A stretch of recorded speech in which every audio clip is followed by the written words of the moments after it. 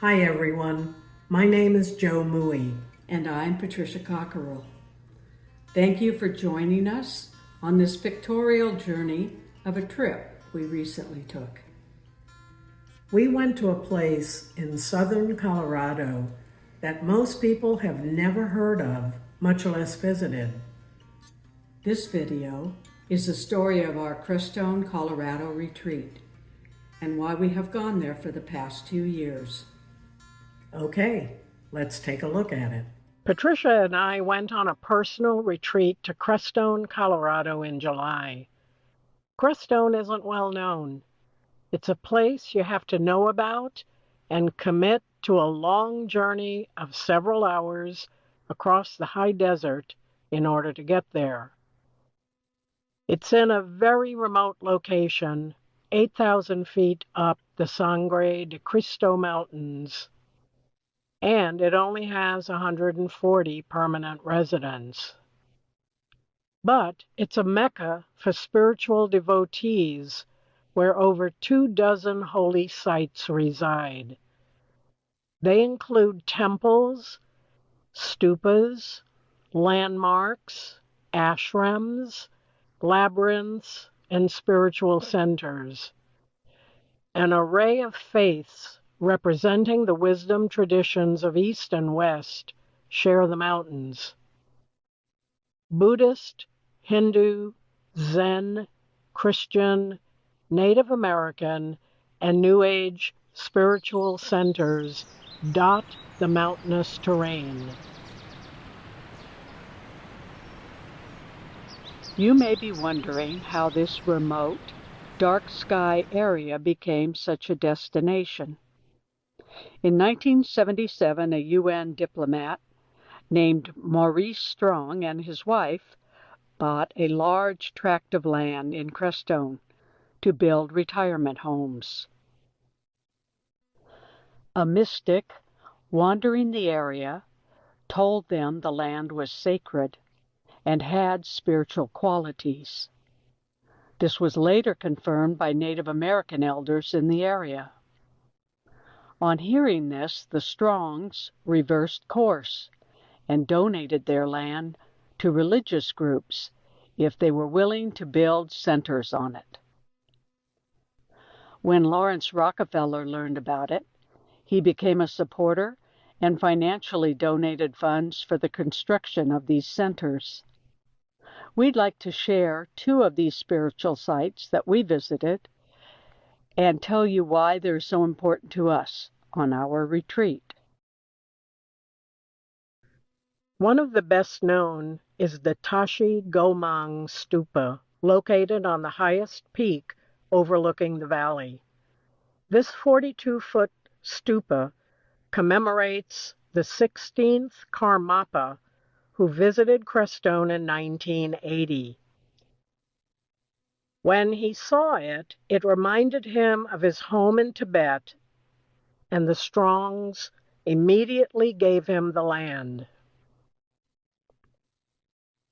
During construction, which took 7 years, offerings to the goddess of the earth and the local deities were placed on the site. The base was filled with herbs, medicines, silks, brocades, perfumes, and musical instruments, which were Tibetan symbols of purification. The stupa was then filled with 100,000 miniature stupas that were crafted over many months.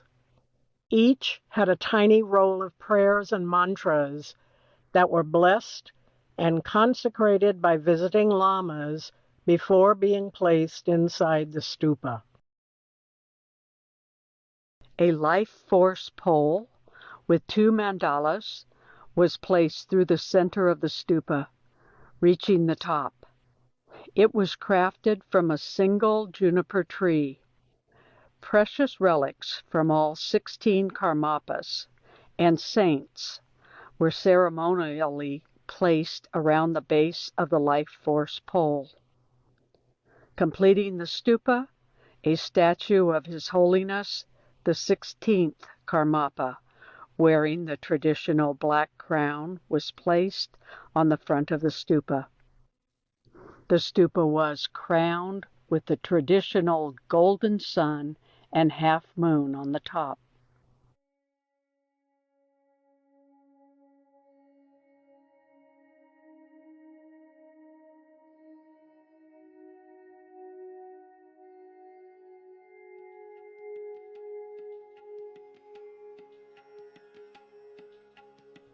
It was at this holy site that we released the 2024 Summer Solstice Reiki Box ashes in a sacred ceremony.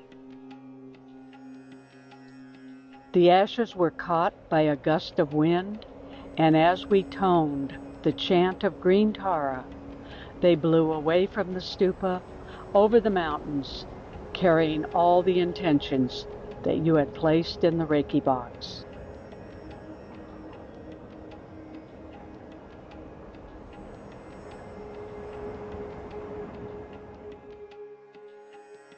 Ziggurats were constructed by the Sumerians as sacred sites, some believe around 5000 BC.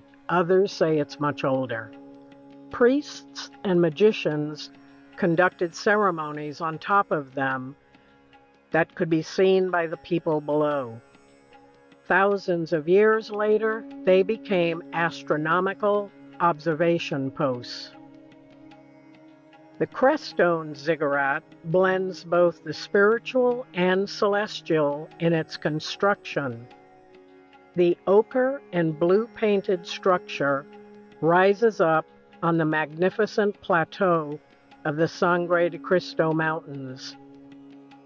The spiraling structure was commissioned in 1978 by Najib Halabi, who was the father of Queen Noor of Jordan, and he dedicated it as a private place for prayer and meditation.